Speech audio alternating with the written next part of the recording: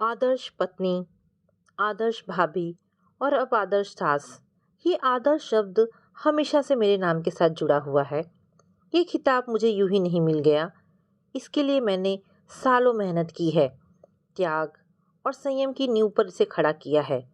इसे दुनिया में जहाँ सब एक दूसरे को लूटने, खसोटने में, बुराई करने में ही मज़ा आता है, वहाँ आदर्श का खिताब पा लेना कोई आसान बात नहीं है। मैं जब नई नई दुल्हन बनकर आई थी, मन में एक सपना सजोया था कि मैं एक आदर्श पत्नी व बहू बनकर रहूंगी। हर परिस्थिति का सामना करने के लिए मैं कमर कसकर तैयार थी।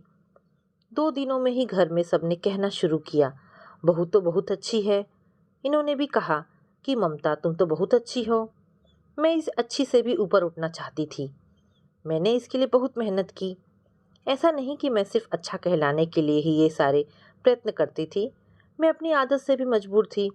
दूसरों को प्रसन्न रखने में ही मुझे संतोष मिलता था। मैं सुबह 4 बजे उठ जाती थी। पूजा स्नान के बाद सारे घर में झाड़ू लगाना, सफाई करना, पोछा लगाना, फिर सारे बर्तन रगड़ रगड़ कर साफ करना, पानी भरना। इतना काम हो जाने तक सब उठ जाते थे। फिर मैं चाय बनाती थी। सब हाथ मुंह धोकर टेबल पर आ जाते थे। सब इकट्ठे चाय पी रहे होते। उस समय मैं किचन में नाश्ते की तैयारी में जुटी हुई होती थी।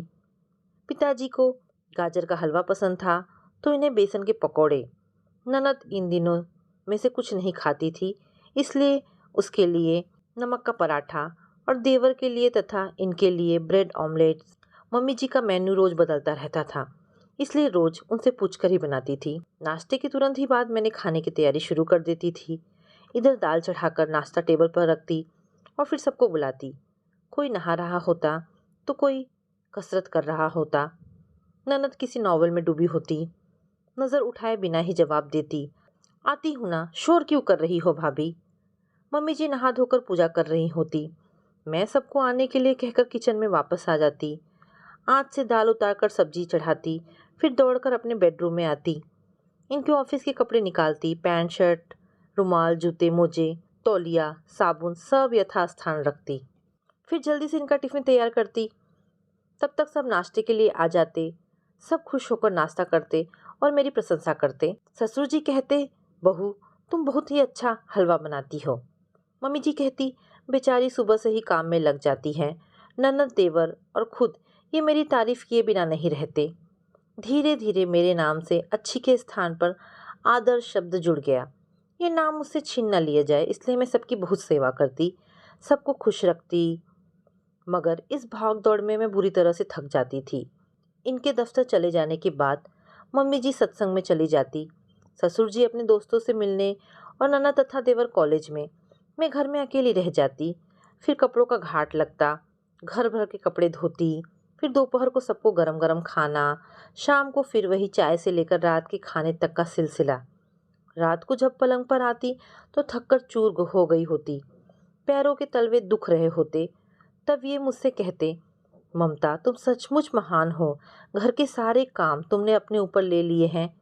माँ और पापा इतने तुमसे खुश हैं कि तुम्हारा गुणगान गाते नहीं थकते। सच मैंने सपने में भी नहीं सोचा था कि मुझे तुम्हारे जैसी पत्नी मिलेगी। मेरी सारी थकान दूर हो जाती उनके ये शब्द सुनकर। फिर मेरे पैर भारी हो गए तो मैं भी सब कुछ करती रही। सब वैसे ही चलता रहा। फिर मेरा पहला बेटा हुआ, गौरव। प्यारा सा नन्हा सा, उसे पाकर मुझे जैसे जन्नत मिल गई। अब मेरा काम दुगना हो गया था। फिर भी मैंने कभी उफ तक नहीं की और ना ही किसी को शिकायत का मौका दिया। इस बीच मेरा स्वास्थ्य गिरता चला गया। अपना ध्यान रखने का समय ही कहाँ था मेरे पास। फिर 2 साल बाद अमन, फिर रिया और फिर विवेक। विवाह के बाद कितने सपने देखे थे, कितने अरमान सजोए थे कि मैं इनके साथ शिमला घूम रही हूँ। दोनों बर्फ़ पर बच्चों की तरह दौड़ रहे हैं, एक दूसरे पर बर्फ़ के गोले फेंक रहे हैं, खूब हंस रहे हैं। पिक्चर, सैर सपाटा, ना कोई डर ना चिंता। पर वो सब कहाँ। सपनों का नरम बिछौना यथार्थ के कठोर धरातल पर बिछा हुआ था। मैंने ना तो कभी इनसे अपने अरमानों की बात की। उनके धूल में मिलने का डर था, कहीं वो ये ना कहे कि इतनी जिम्मेदारियां हैं मेरे ऊपर। घूमने, सैर सपाटे, पिक्चर देखने में खर्चे क्या कम होंगे। बड़ी मुश्किल से तो घर का खर्च उठाता हूँ, और तुम हो कि मैं बुरी नहीं बनना चाहती थी, इसलिए हमेशा चुप रही। हम दोनों कहीं भी घूमने नहीं गए। बच्चे बड़े होने लगे। इधर सास ससुर भी वृद्ध हो चले थे और बीमार रहने लगे थे। मैंने उनकी जी जान से सेवा की, पर वे हमारा साथ कब तक देते। आखिर दोनों एक एक करके हमारा साथ छोड़ गए। फिर हमने ननद की शादी की। मैंने अपने दहेज का सारा सामान उसे दे दिया। सब नया नया वैसे का वैसा ही रखा था। ननद रो पड़ी थी। भाभी, तुम कितनी बड़े दिल की हो। देवर को पढ़ाया लिखाया, लायक बनाया, फिर उसका भी विवाह किया। माया आई मेरी देवरानी बनकर। मैं उम्र में उससे बहुत बड़ी थी। वो मेरी इज्जत करती थी। मैंने सोचा था शायद अब मुझे थोड़ी राहत मिलेगी, पर ये क्या। उस दिन जैसे ही माया ने किचन में आकर सब्जी काटने के लिए चाकू उठाया, देवर जी पीछे पीछे आए और उसका हाथ पकड़कर खींचते हुए बाहर ले जाने लगे और बोले, तुम्हें खाना बनाने की कोई ज़रूरत नहीं है। भाभी के जैसा खाना तो कोई बना ही नहीं सकता। मैं तो ज़िंदगी भर उन्हीं के हाथ का खाना खाना चाहता हूँ। क्यों भाभी? मैं मुस्कुराकर बात को हंसी में टाल गई थी। फिर तो माया कभी भी मेरी मदद के लिए नहीं आती थी। मैं भी तो एक इंसान हूँ। मेरी भी इच्छा होती थी कि कभी आराम करूँ, पर मैंने कभी उससे कुछ नहीं कहा। माया हमेशा अपनी सहेलियों से यही कहती कि भाभी बहुत अच्छी है। मुझे तो किसी काम को हाथ ही नहीं लगाने देती। धीरे धीरे बच्चे भी बड़े हो गए। सब अपनी अपनी पढ़ाई में बिजी हो गए। मैं सबका पूरा ध्यान रखती, कब किसे क्या ज़रूरत है, कौन से कपड़े पहनने हैं, क्या खाना है। बच्चे हमेशा लाड़ करते हुए मेरे गले से लटक जाते। माँ, तुम कितनी अच्छी हो, हमारा कितना ख्याल रखती हो। रिया ने कभी कोई काम सीखने में रुचि नहीं ली। बचपन से जो आदत पड़ गई थी माँ पर निर्भर रहने की। जब कभी मैंने खास किसी काम के लिए कहा तो ज़रूर ही मेरी मदद की। बेटे तो फिर भी बेटे थे। वे तो राजकुमारों की तरह रहते थे, और मैंने भी उनकी हर इच्छा पूरी करने की कोशिश की। रिया जब 22 की हुई तो हमने उसकी शादी कर दी और ससुराल चली गई। बेटे नए जमाने के थे। बड़े बेटे गौरव ने अपने पसंद से अंतर्जातीय विवाह किया। मैंने थोड़ी चैन की सांस ली कि अब तो मेरी बहू आ गई है। अब शायद बरसों से चली आ रही जिंदगी की इस आपाधापी से थोड़ी राहत मिलेगी। मगर उस समय मेरे दुख की सीमा नहीं रही जब देवर जी की बातों को मेरे बेटे ने भी दोहराया। विवाह के कुछ दिनों के बाद ही एक दिन पूजा को काम करते देखकर बोला, ये क्या पूजा, तुम काम कर रही हो? अरे तुम आराम से बैठो, अभी तो हमारी मौज मस्ती के दिन है। और फिर माँ है ना, उनके होते हमें किस बात की चिंता। फिर भी पूजा ने कुछ बोलना चाहा था, मगर गौरव उसको पकड़कर बाहर ले गया। अब मेरा सास का भी एक आदर्श रूप बन गया था। हालांकि पूजा बुरी नहीं थी, पर जब पति खुद काम करने से मना कर रहा है तो वो भी निश्चिंत हो गई थी। मैंने फिर भी समय का इंतजार किया। अमन और विवेक की शादी एक साथ ही कर दी, पर निधि और संध्या भी आकर पूजा के रूप में ही ढल गई। घर का वातावरण ही कुछ ऐसा हो गया था कि सब मुझ पर ही निर्भर थे। मैं ना देखूं तो कोई काम नहीं होता था। मैंने भी सोचा चलो बच्चे हैं, घूमने फिरने की उम्र है। आखिर मैंने अपने अरमान दबाए ही तो थे। जिस चीज़ से मैं वंचित रही, कम से कम बच्चों को तो उनकी कमी ना खले। मुझे तो पता था नई नई शादी के बाद क्या क्या अरमान होते हैं। समय बीतता रहा, बहुओं के बच्चे हुए, मैं दादी भी बन गई। बच्चे भी मेरे आगे पीछे ही घूमते थे। सच पूछो तो मैंने ही सबको पाला। बहुएं मेरा गुणगान गाते थकती नहीं थी। फिर मेरे पति रिटायर हो गए और अपना वक्त दोस्तों के साथ ताश खेलकर बिताने लगे, पर मेरी दिनचर्या में कोई फर्क नहीं आया। उस दिन की घटना मैं कभी नहीं भूल पाती। मैं बीमार पड़ी थी, बहुत तेज़ बुखार था। मुझे सप्ताह भर बिस्तर पर पड़े रहना था। उस एक हफ्ते सारी जिम्मेदारी बहुओं के ऊपर आ पड़ी। 2 दिनों में ही वे बुरी तरह चिढ़ उठी। जिम्मेदारी बहुओं मंझली और छोटी किसी काम की बात को लेकर आपस में ही लड़ रही थी। उन्हें समझाने बुझाने के बाद विवेक मेरे पास आकर बोला, माँ, इन लोगों से कोई काम नहीं हो सकेगा, क्यों ना हम कोई नौकरानी रख लें। मेरी आंखों के कोर भीग गए थे। इतने सालों से सब कुछ मैं कर रही थी, आज जब 2 दिनों के लिए काम इन लोगों पर आ पड़ा तो नौकरानी रखने की बात कर रहे हैं। पर मैंने सिर्फ इतना कहा, रहने दो बेटा, जरा सी अच्छी हो जाऊं, 2 दिनों के बाद मैं खुद ही संभाल लूंगी। और 2 दिनों के बाद फिर सब पहले जैसा ही हो गया था। अचानक एक दिन सुबह-सुबह बैठे ही मेरी जीभ लड़खड़ाने लगी। बोलती कुछ थी, निकलता कुछ था। मैं खुद हैरान थी कि ये क्या हो रहा है। शाम होते-होते मेरा पूरा बायाँ हिस्सा सुन्न हो गया। डॉक्टर को बुलाया गया। सब टेस्ट करने पर पता चला कि मुझे लकवा मार गया है। सारे घर में एक सन्नाटा सा छा गया। मैंने मुस्कुराकर कहा, क्या बात है? सब ने मुंह क्यों लटका रखा है? भगवान ने चाहा तो जल्दी ही ठीक हो जाऊंगी।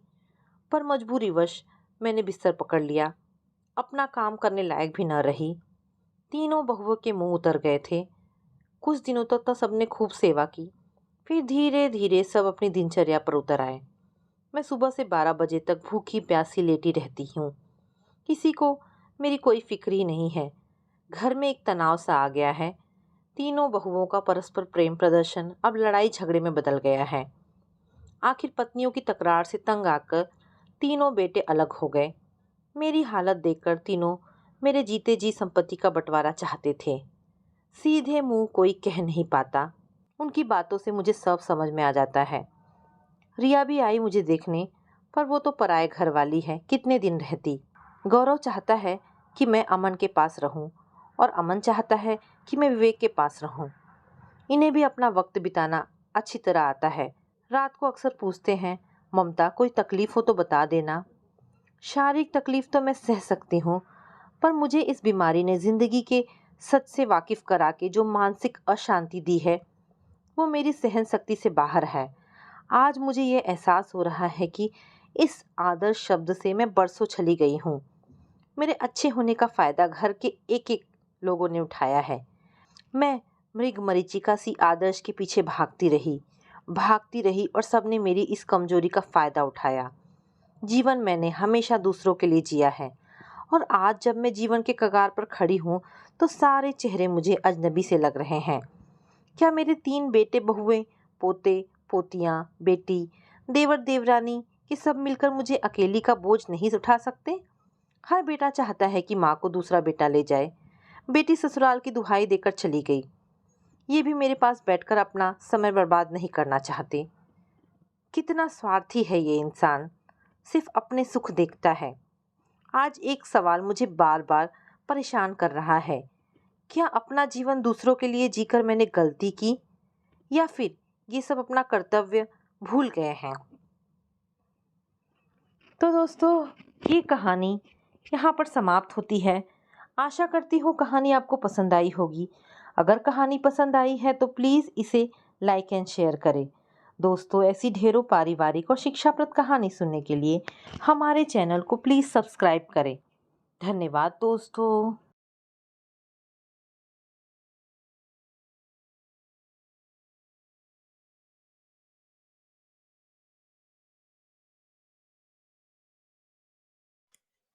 अपने जीवन के आखिरी पड़ाव पर आलोक का मन आत्मग्लानि से भरा हुआ था।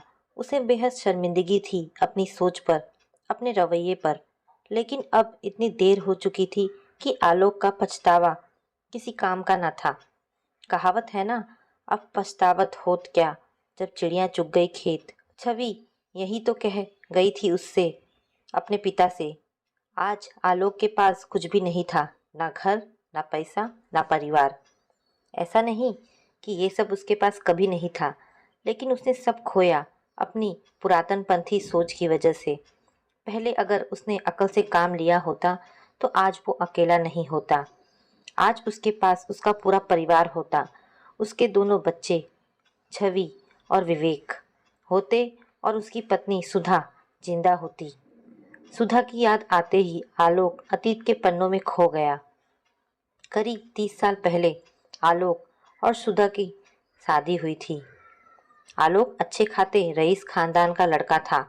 उसके पिता का अपना व्यवसाय था जो अच्छा चलता था और आलोक वही संभालता था। सुधा एक मध्यम वर्गीय परिवार से थी, लेकिन देखने में बहुत खूबसूरत थी।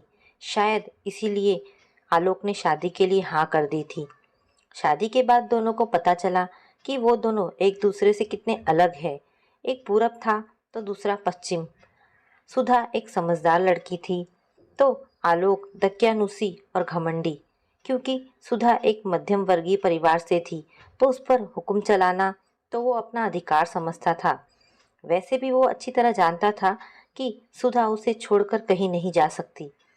ये तो शादी के बाद सुधा को समझ आया था कि इसलिए आलोक ने उससे शादी की थी, लेकिन वो कुछ नहीं कर सकती थी। उसकी 3 बहनें और भी थीं, जिनका विवाह होना अभी बाकी था और पिता की आय के सीमित ही साधन थे। इसीलिए वापस माता-पिता के घर जाना संभव नहीं था। जैसे-तैसे सुधा ने इसे ही अपनी किस्मत समझकर अपनी जिंदगी के साथ समझौता कर लिया था। 1 साल बाद ही सुधा ने छवि को जन्म दिया। उसने सोचा अब तो बच्चे के सहारे समय अच्छा कट जाएगा। वो कहाँ जानती थी कि आलोक उसकी जिंदगी और मुश्किल बनाने वाला था, क्योंकि उसने एक लड़की को जन्म दिया था। लड़की पैदा होने की खबर सुनते ही आलोक आग बबूला हो उठा। वो उसे पालना भी नहीं चाहता था। सुधा ने उसे बहुत हाथ पैर जोड़े थे, तब कहीं जाकर वो शांत हुआ। छवि पर 1 रुपया भी खर्च करना उसे फिजूल लगता था। उसका मानना था कि लड़की तो शादी करके अपने घर चली जाएगी, उस पर क्या पैसे खर्च करना, वंश तो बेटे से चलता है। आलोक ने कभी उससे प्यार के 2 मीठे बोल नहीं बोले। बोलना तो दूर, उसे तो छवि की तरफ देखना भी मंजूर नहीं था। सुधा के बस में जितना था उतना वो छवि को खुश रखने की कोशिश करती। उसका भी एक ही सहारा था ऐसे माहौल में। छवि हर समय अपने माता पिता को झगड़ते और माँ को रोते बिलखते देखकर बड़ी हो रही थी। अभी वो 5 साल की ही थी कि सुधा चल बसी और पीछे छोड़ गई एक नवजात शिशु विवेक। छवि के लिए आने वाली जिंदगी अपार तकलीफों से भरी होने वाली थी। वो तो जैसे अनाथ हो गई। बाप उसे अपनी औलाद नहीं मानता था और माँ असमय ही काल का ग्रास बन गई। उसे लगा उसका भाई ही अब उसका सब कुछ है। वो अपनी पढ़ाई करती और विवेक का पूरा ध्यान रखती। आलोक विवेक पर अपना सब कुछ न्यौछावर करता रहता और छवि को पूरी तरह अनदेखा करता। छवि भी बच्ची थी, उसका भी मन मचलता खिलौनों को, नए नए कपड़ों को और पिता के प्यार को। लेकिन ये सब उसकी किस्मत में कहाँ। यूं ही 8 वर्ष बीत गए। पिता के लाड़ प्यार से विवेक बेहद बिगड़ गया था। वो जिद्दी और बदतमीज होता जा रहा था। पढ़ाई ना करना, झूठ बोलना, पिता के पैसे चुराना, ये सब वो मात्र 8 वर्ष की आयु में ही सीख गया था। हमेशा गलती करके पिता के सामने छवि को दोषी बना देता और आलोक अक्सर छवि पर हाथ छोड़ देता। ये देखकर विवेक का साहस दिन पर दिन बढ़ता ही जा रहा था। जब छवि ने देखा कि उसका भाई भी उसका नहीं है, तो उसने अपने आप को पढ़ाई में झोंक दिया। 10वीं के बाद आलोक ने उसकी पढ़ाई का खर्च देने से मना कर दिया, तो उसने छोटे बच्चों को ट्यूशन पढ़ाकर अपनी फीस भरनी शुरू कर दी। माँ की असमय मृत्यु और पिता के सौतेले से व्यवहार ने उसे छोटी सी उम्र में ही समझदार और परिपक्व बना दिया था। एक दिन वो घर के स्टोर में कुछ सामान ढूंढ रही थी कि उसके हाथ एक पुराना सूटकेस लगा। उसने खोलकर देखा तो उसमें सुधा की चीजें थी। कुछ पुरानी फोटो, उसकी और आलोक की शादी की एल्बम, कुछ साड़ियाँ और उनके बीच में एक पुरानी डायरी। छवि ने डायरी और अपनी और सुधा की फोटो उसमें से निकाल ली। जब उसने डायरी खोलकर देखी तब उसे पता चला कि सुधा डायरी लिखती थी। उसके हर पन्ने में उसकी तकलीफों और दुखों की दास्तान लिखी थी। छवि की आंखों से झरझर आंसू बह रहे थे कि तभी उसकी नज़र उन पन्नों पर पड़ी जिनमें सुधा की मौत का राज कैद था। उसने पढ़ा कि विवेक से पहले सुधा 4 बार गर्भवती हुई, लेकिन आलोक हर बार लिंग परीक्षण करवाया करता था और जब उसे पता चला कि सुधा की कोख में लड़की है तो उसने हर बार उसका गर्भपात करवा दिया। फिर 5वीं बार जब सुधा गर्भवती हुई तब जांच में 2 बातें पता चली। पहली ये कि इस बार सुधा की कोख में लड़का है, दूसरी ये कि बार बार गर्भपात करवाने के कारण इस बच्चे को जन्म देने में सुधा की जान को खतरा था। मगर आलोक को कहाँ सुधा की फिक्र थी। वो तो खुशी से पागल हुआ जा रहा था कि उसका वारिस आ रहा है। सुधा धीरे धीरे अपनी ज़िंदगी ख़त्म हुए देख रही थी। उसे अगर चिंता थी तो बस छवि की। वो जानती थी आलोक उसे जरा भी प्यार नहीं करता, बस इसके आगे छवि पढ़ ना सकी। उसने डायरी बंद कर दी और बहुत देर तक फूट फूट कर रोती रही। इस सच से उसके मन में आलोक के प्रति गुस्सा और नफरत दोनों भर गए थे। वो उसकी शक्ल भी नहीं देखना चाहती थी। अभी वो ये सब सोच ही रही थी कि घर के दरवाजे पर उसे कुछ शोर सुनाई दिया। उसने देखा कि दो लड़के विवेक को पीट रहे थे, क्योंकि उसने उनसे जुआ खेलने के लिए 50,000 रुपए उधार कर लिए थे, जो वो चुका नहीं सका था।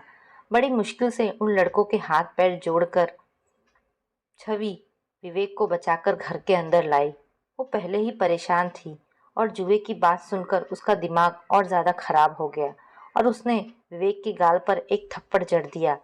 तभी आलोक घर में घुसा। उसने आव देखा ना ताव छवि पर बरस पड़ा कि उसकी हिम्मत कैसे हुई विवेक को थप्पड़ मारने की। छवि के लाख समझाने पर भी वो नहीं समझा।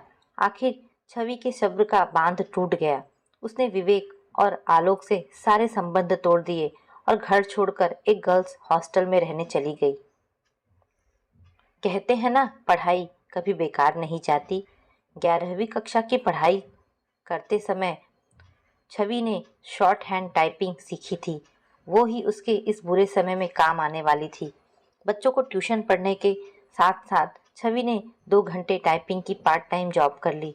साथ ही उसने बीएससी में दाखिला ले लिया।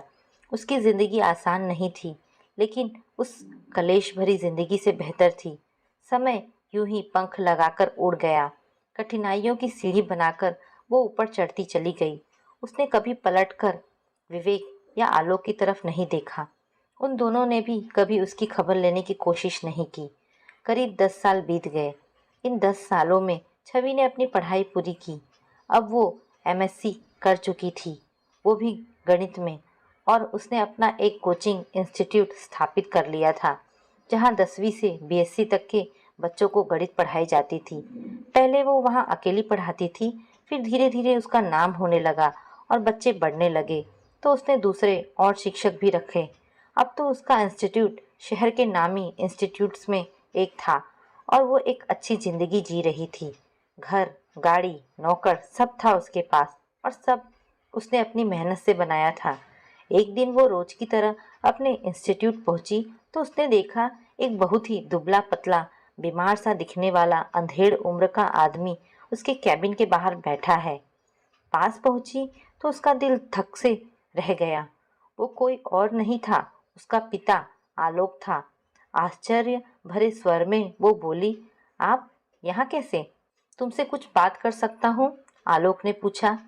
वो आलोक को अपने साथ अपने कैबिन में ले आई और बोली, बताइए क्या बात है? इतने सालों बाद आपको मुझे ढूंढने की जरूरत क्यों पड़ी? आलोक ने जवाब दिया, तुम सही कह रही हो, बात आज जरूरत की ही है। मैं तुमसे माफी मांगने आया हूँ।